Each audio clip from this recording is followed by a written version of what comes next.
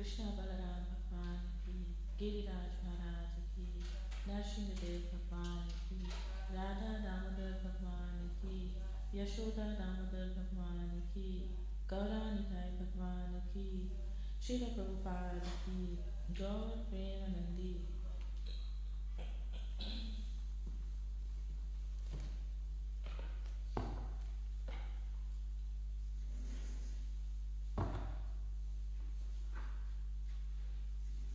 So today we are speaking from the Sri Caitanya Caritamrita, Adi Lila, chapter 15, verses 15 to 16.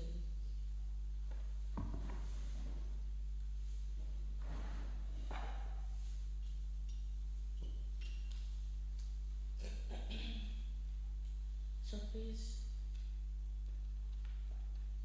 repeat after me.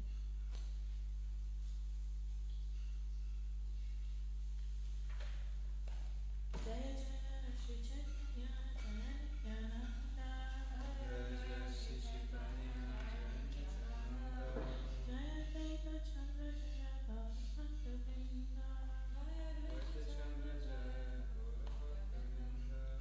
Jaya Jaya Shri Chaitanya Jaya Nityananda.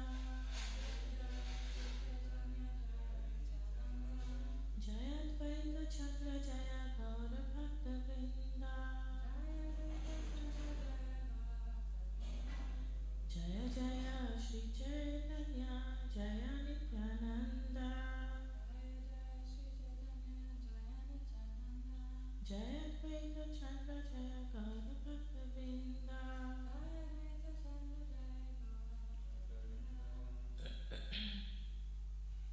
So, reading from the Sri Caitanya Caritamrita, Adilila, chapter 15, verse 15 and 16.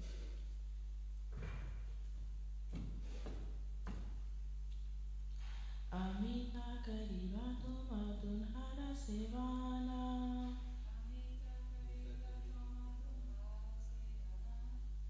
Suniya Santushta Hela Pita Mataramana.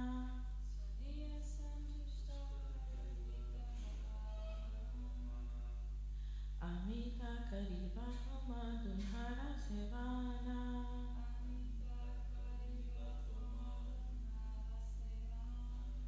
Suniya Santushta Hela Pita Mataramana.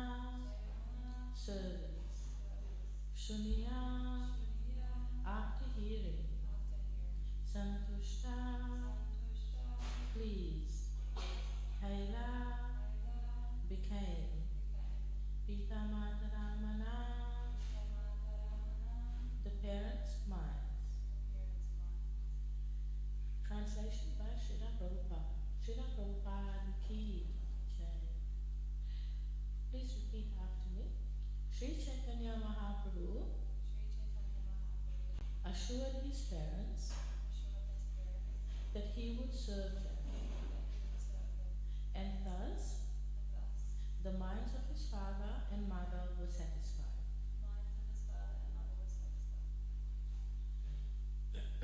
So I'll actually go on to text 16 now, and then after text 16, come back and discuss a few points from both these texts together. So text 16 is Ekadina Nevadya Tamburakaya Bhumite Vadina Prabhu Achetena Hana. One day, Sri Chaitanya Mahaprabhu ate betel nuts offered to the deity, but they acted as an intoxicant and he fell down on the ground unconscious. Translation and purport by Srila Prabhupada. Srila Prabhupada ki jai. Betel nuts are an intoxicant, and therefore the regulative principles prohibit eating them.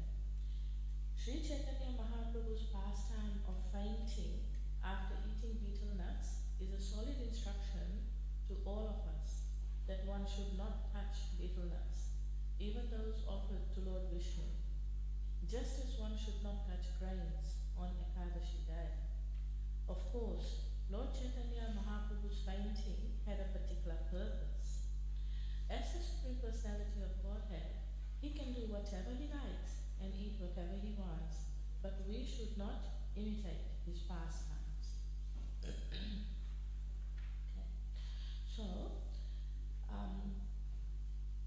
So where we are up to right now in this story is that in the previous few verses of this chapter, what's been discussed is that Lord Chaitanya had an older brother whose name was Vishwarupa, and Vishwarupa had actually overheard his parents talking about his marriage arrangements, and he didn't want to get married, so he ran away from home overnight. And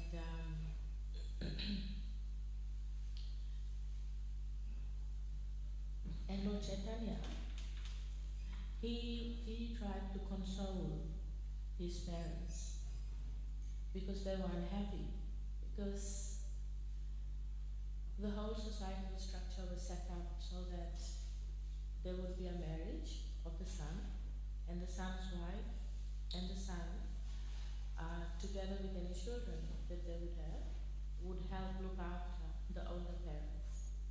So it was a whole structure set up like that, and it still is prevalent, and it should really be the case that the elders are looked after, as the children should be looked after too. So having a family set up like this is very helpful for them. Otherwise it becomes unfeasible and also very expensive in modern sort of life to live in nuclear families and bring up the children yourself and pay for child care and all of that. So this is the way society was set up. So this is one of the reasons that the parents Jagannath Mishra and Sri Sachimata they felt unhappy that their elder son had actually left the house, and also because they didn't have the shelter of a son.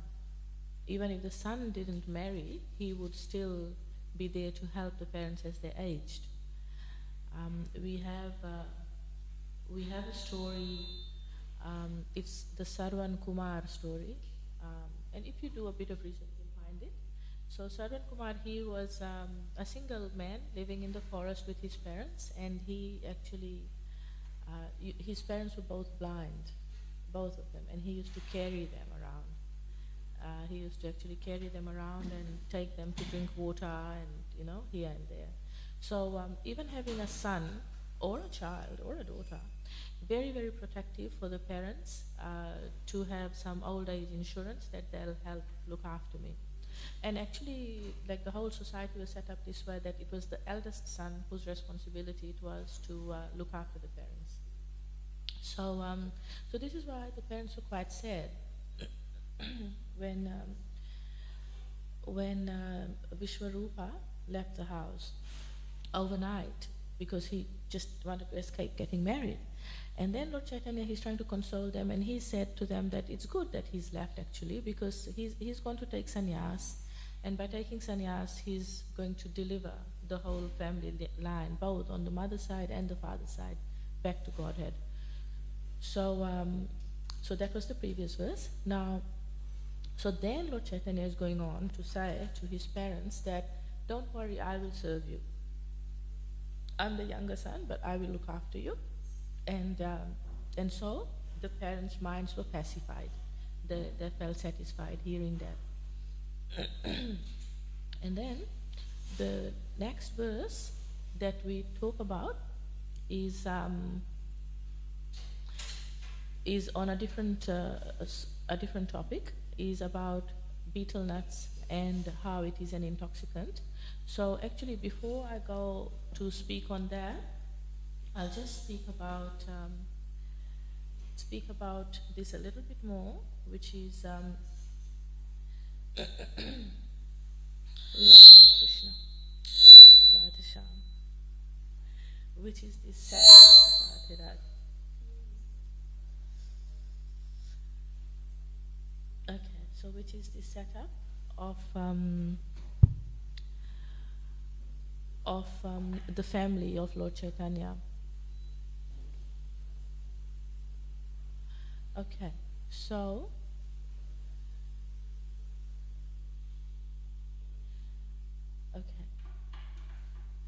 just a little bit, but it's really nice to know what the family background of Lord Chaitanya.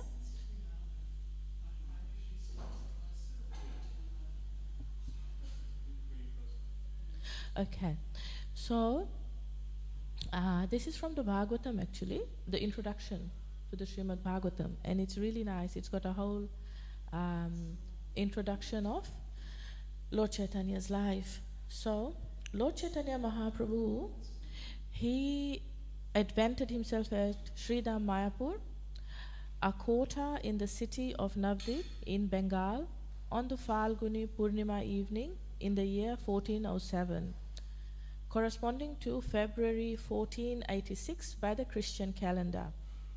His father, Jagannath Mishra, was a learned Brahmana from the district of Sylhet. He came to Navadvip as a student because at that time Navadvip was considered to be the center of education and culture. He lived on the banks of the Ganges after marrying Srimati Sachi Devi, a daughter of Srila Nilambara Chakravarti, the great learned scholar of Navadvip. Jagannath Mishra had a number of daughters by his wife, Srimati Sachi Devi, and most of them expired or died at a young age. So, out of all of these children, 2 surviving sons, Sri Vishwarupa and Vishwambara, became at last the object of their paternal affection, of their parental affection. The 10th and the youngest son, who was named Vishwambara, later became known as Nimai Pandit, and then after accepting the renounced order of life, Lord Sri Chaitanya Mahaprabhu.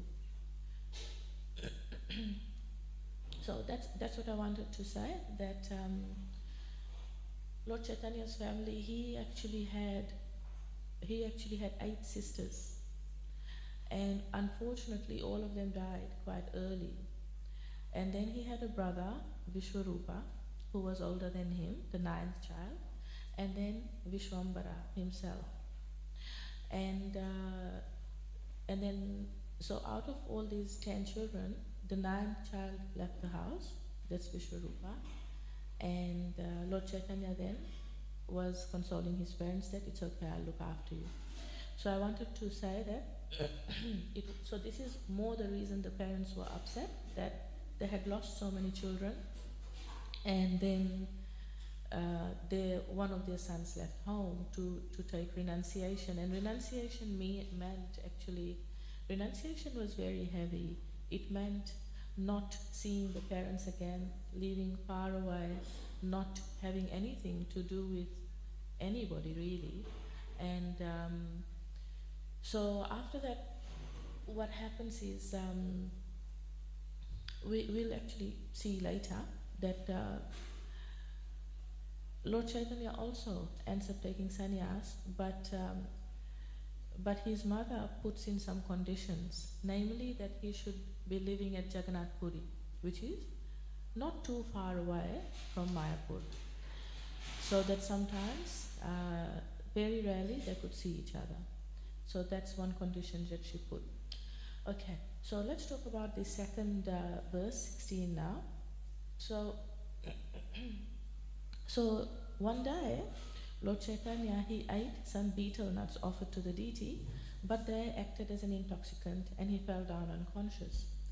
So we read that purport, and the purport is telling us that it's an intoxicant, and that according to the 4 regulative principles that we follow, that we shouldn't be having that at all. And one thing I wanted to say is that, so can somebody please tell me the 4 regulative principles, or even one of them? When one takes initiation, formal vows, and we must all be familiar with this to some extent, when one takes initiation, there's some promises that we make to our spiritual master, and can anybody tell me what these 4 regulative principles are in particular? Would anybody like to have a go? No meat eating, thank you. No intoxicants, yes, which is the one we're talking about. And so no meat, fish or eggs, no alcohol, tea or coffee, no gambling, no illicit sex. These are the 4 regulative principles we promise when we take initiation. And initiation means you promise these 4 things, and you promise the most important thing, that I will chant 16 rounds every day. And then your spiritual master gives you your beads that he or she has chanted on, and then also gives you a new name. So this is initiation. Now let's look at the 4 regulative principles. So no meat, fish or eggs, no alcohol, tea or coffee or intoxicants, and then no gambling and no illicit sex. So all of these 4 principles, they are meant to uphold the 4 pillars of religion. So just like the cow has 4 legs, so in the same way there are 4 pillars of religion. So truthfulness, cleanliness, and each of these 4 principles represent each one of those things. So with intoxication, what happened? So okay, what I wanted to really focus on was that when we take the vows, we often just say no alcohol, tea or coffee, and we tend to stop there. But actually, it's not so much the words we say, but more the intent of it. And the intention of it is that no other intoxicants as well. So we don't say cigarettes, for example, in it. We don't include tobacco. We don't say, and no marijuana. We don't make it really detailed, but that's the intent of it. That there shouldn't be any alcohol, tea, coffee, or any other intoxicants. And common intoxicants we know of are drugs, basically all the different kinds of drugs. So all of that is included in that principle, in that regulative principle, to not consume any of this. And the reason for that is austerity. So regulation. It actually, by taking intoxicants, it really ruins our spiritual lives, because to be a devotee, one must be devoted. And how can one be devoted? It's by practicing devotion. We all get perfect by practice. We can't just suddenly become a pure devotee. Although there are Nitya Siddhas who are eternally liberated souls who are on that platform, but for the most of us, we are sadhana devotees, which means we practice and we practice the sadhana process. And the sadhana process is chanting our 16 rounds, doing devotional service, and following the 4 regulative principles. So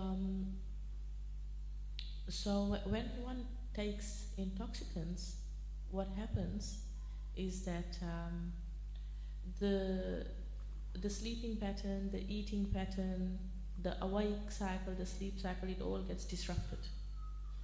So you must have seen or must have heard examples in our lives so far of people, drinking alcohol till late in the night and then sleeping most of the next day and then waking up with a hangover and then, the whole day is wasted.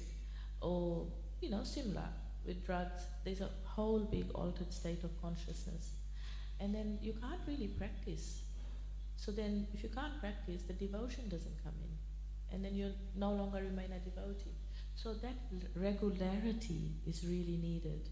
The regularity of every day getting up early, chanting your rounds, doing whatever devotional service you can do, and then doing it again the next day, and then again the next day. And what that does is gives you regularity, and it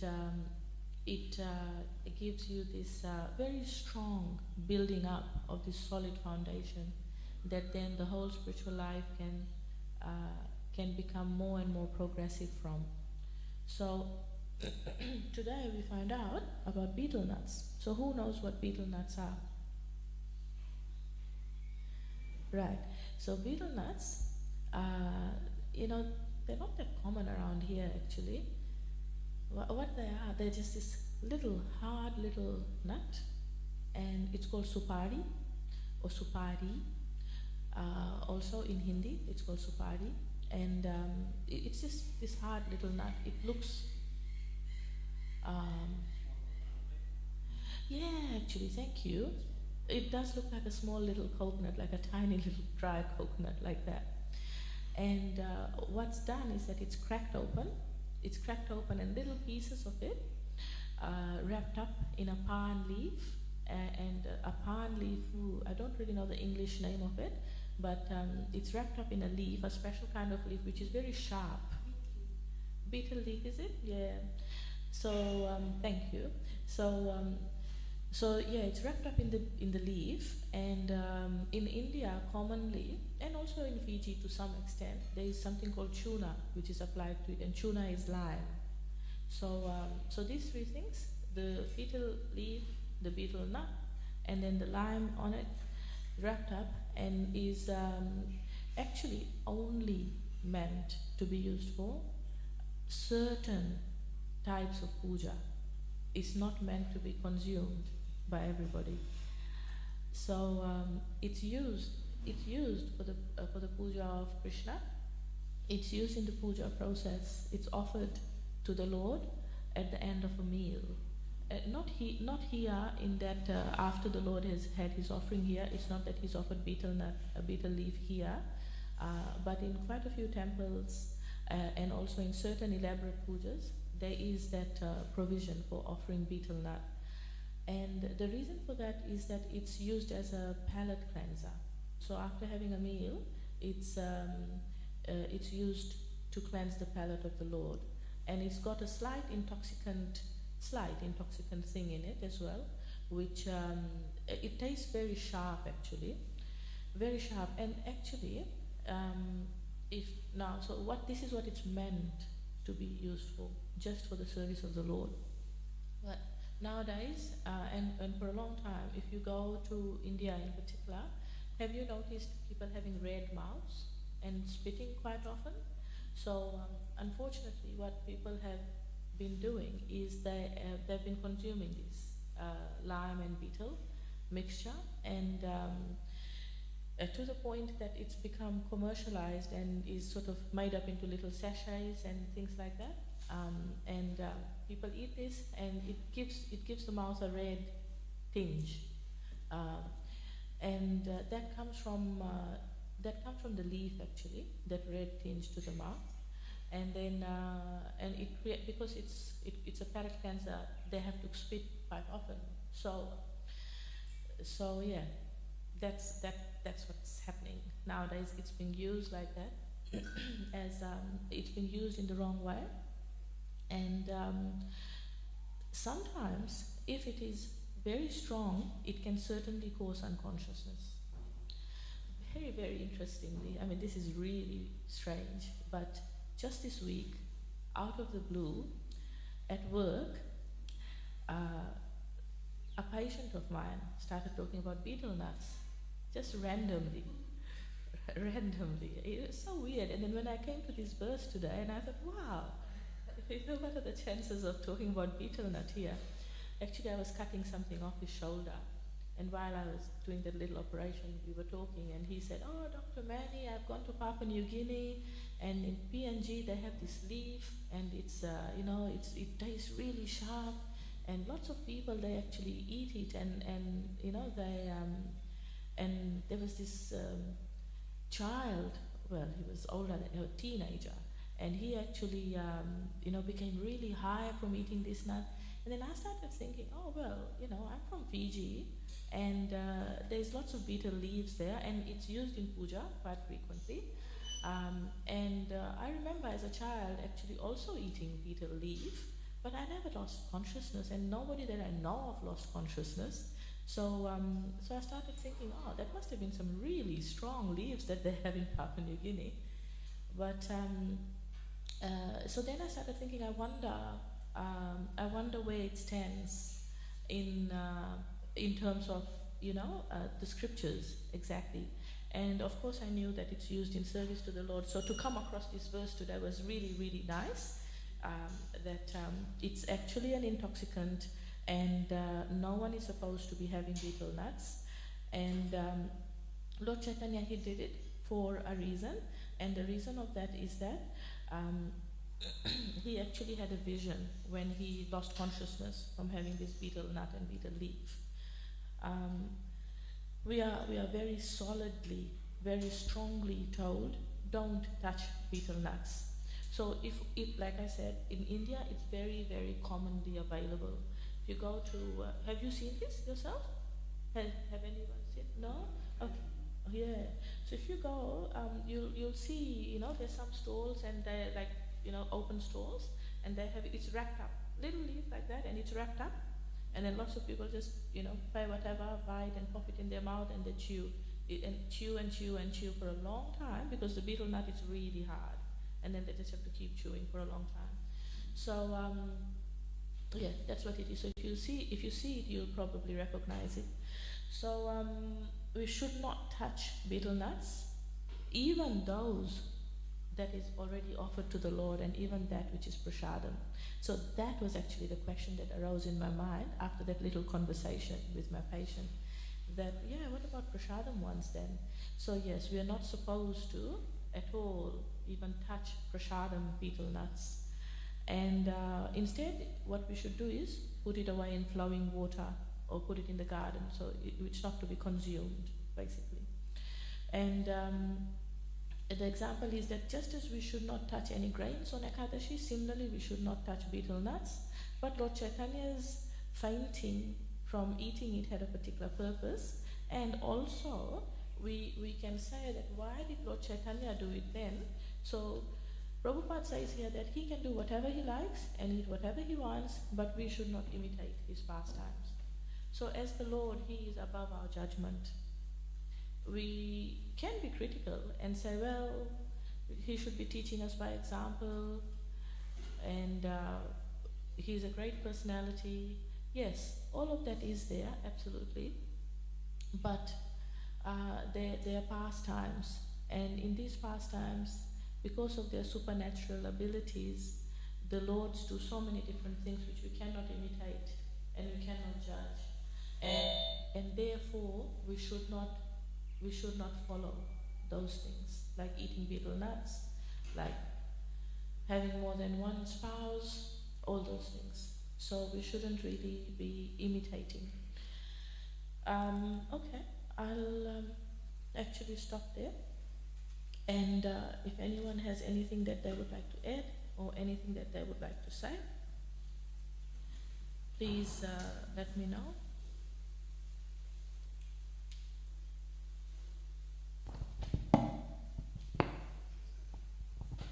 Hare Krishna. Hare Krishna. Thank you for a very nice class, Kishori. Yeah, I was thinking about this, the taking of intoxication and how, according to Vedic injunctions or recommendations, it's not just a matter of, cutting down on intoxicants, which a lot of people, that is what they say, in today's society. Oh, well, I will just cut down on some of my intoxicants. It's actually, according to Vedic prescriptions, it's no intoxicants of any sort. And I was thinking that, and Kishore, you'll know better than me, because you know, what is it called? Physiology, the body better. But my understanding is that, intoxicants, what they do is they really inundate the senses so that, the body, the physical body and the mind becomes overwhelmed by sensory stimulation. Right? So it's too much stimulation, according to whichever intoxicant you take. And the problem with that, is that when the mind and the body become overstimulated, then the individual, the jiva within the body, cannot focus on spiritual matters properly.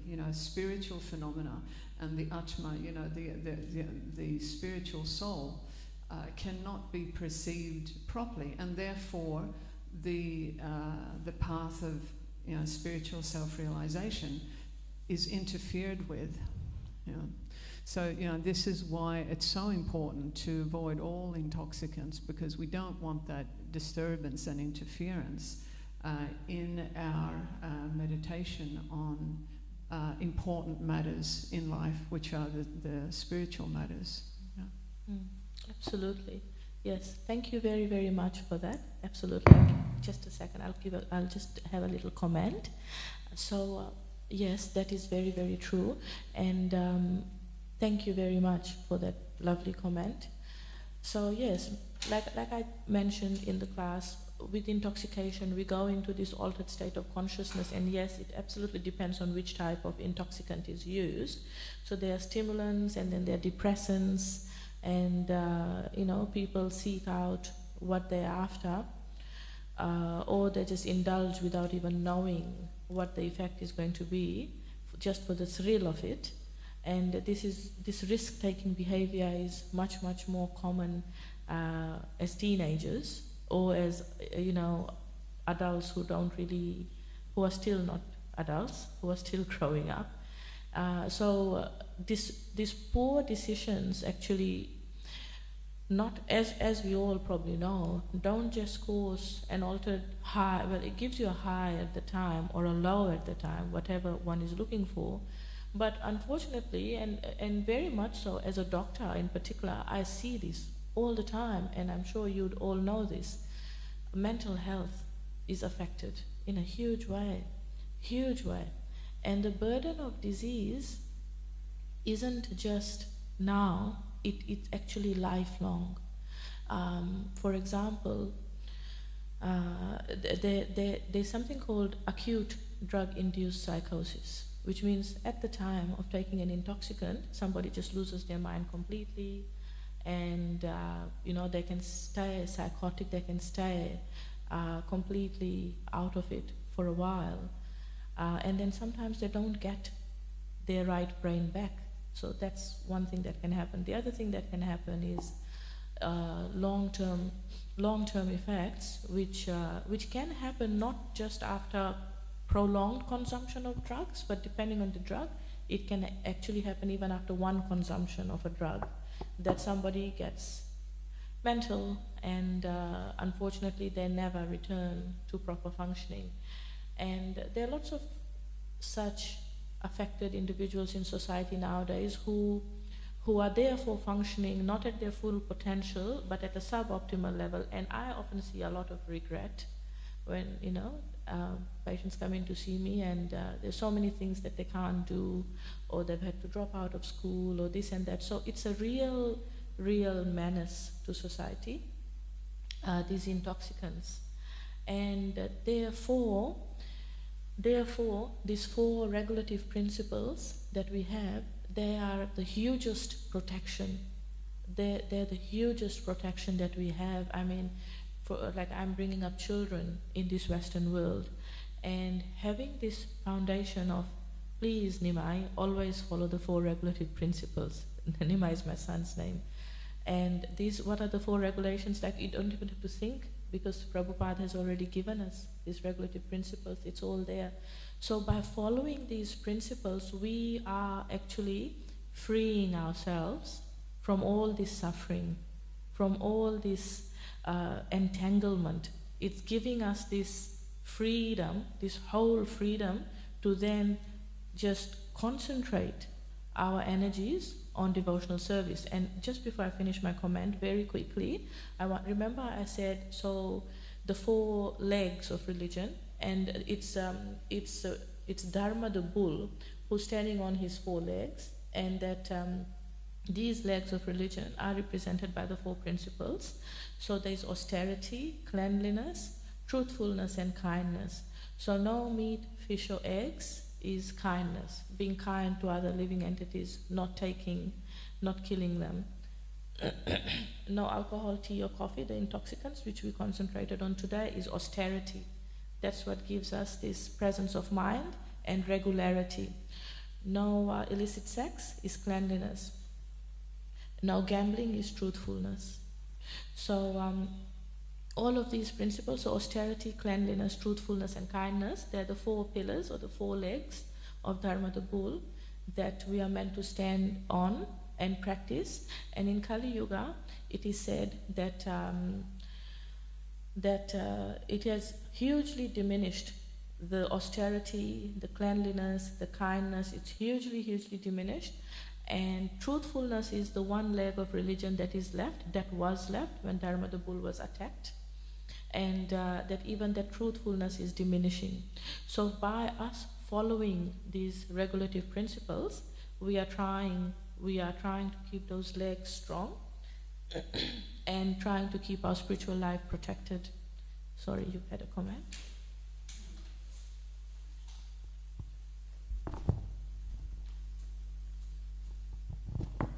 Hare Krishna, Mataji, thank you very much for the class.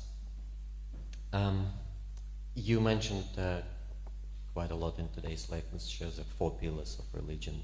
And I have heard of that quite a few times before from devotees. You also mentioned, referred to it as 4 legs of the bull. That's the first time I'm hearing that reference. So my question in regards to that, where in the scripture can I find reference to 4 pillars of religion? Because when I speak to non-devotees from India and they are aware of Mahabharata, they tell, well, Arjuna used to eat meat, Arjuna used to gamble, and Krishna was his friend, and Krishna never told him not to. Thanks. Yes, and we actually see, even in recent times, the 7th Goswami, Bhaktivinoda Thakur, for example, he is also reported to have eaten meat in his lifetime. So there's the view that we take. At the same time, we know Bhaktivinoda Thakur, he is classed as the 7th Goswami, and he is classed as the person who then revived the whole Sankirtan movement, which had been lost. And he has done this, all of this wonderful translation work and so much service, which is why we are all here today.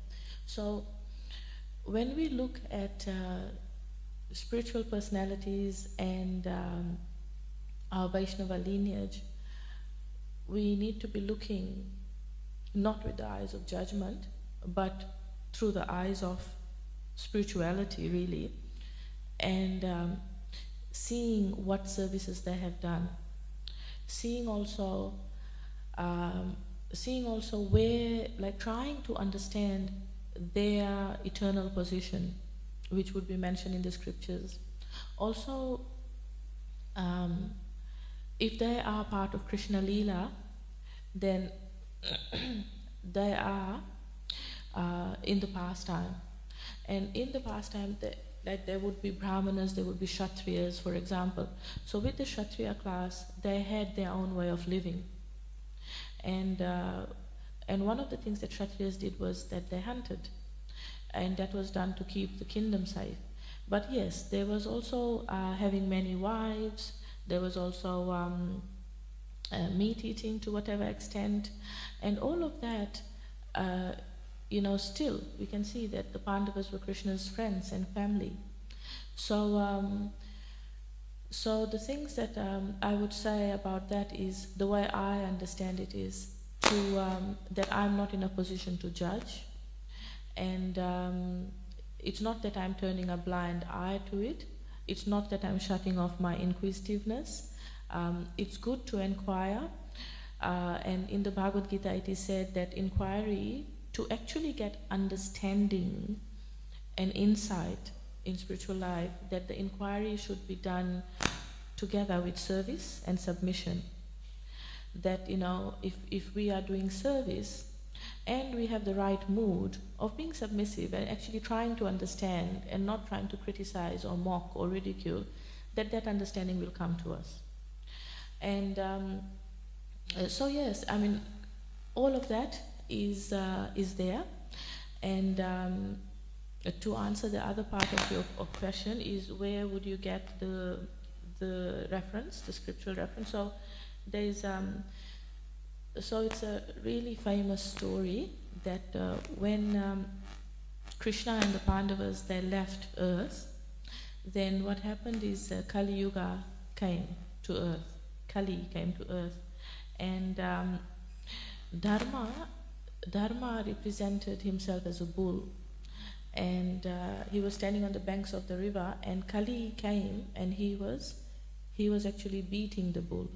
He was really trying to harm the bull, and he had already cut off 3 legs, and the only leg left was this one leg. And King Parikshit, he was the reigning king. He was taking over, ruling the Earth planet at that time. So he came along, and he saved the bull, basically. So there's a whole story, and there's a lot of philosophy behind it. And there's a lot of, and then you can actually see the story of the bull and the legs getting cut, just literally too. So this is in the Bhagavatam. It's in the Srimad Bhagavatam. Yeah, it's in the... Well, also, wait a minute. Even if you just... it's in the first canto and the third canto. And specifically in 1.1, 1.2 and 1.3. So it's there. And also, if you just even try to find the story, you will see that. So Canto 1 is 1.16.4, that King Parikshit was on his way to conquer the world. He saw the master of Kali Yuga, who was lower than a Shudra, disguised as a king and hurting the legs of a cow and bull. The king, that is King Parikshit, at once caught hold of him to deal sufficient punishment. So yeah, Canto 1 explains it really nicely. Really, really nicely, actually. But does the first line is 4 kilos? Yes, it does. Here, this is 1.17.24, right? So 1.17.24. In this age, in the age of Satya, truthfulness, your 4 legs were established by the 4 principles of austerity, cleanliness, mercy, and truthfulness. But it appears that 3 of your legs are broken due to rampant irreligion in the form of pride, lust for women, and intoxication. So yeah, it's really explained very nicely. Okay. Anything else? Thank you very much for that reference, Mataji. Thank you. Thank you very much, everybody, for listening. Jai Srila Prabhupada. Shri Caitanya Caritamrita ki Jai.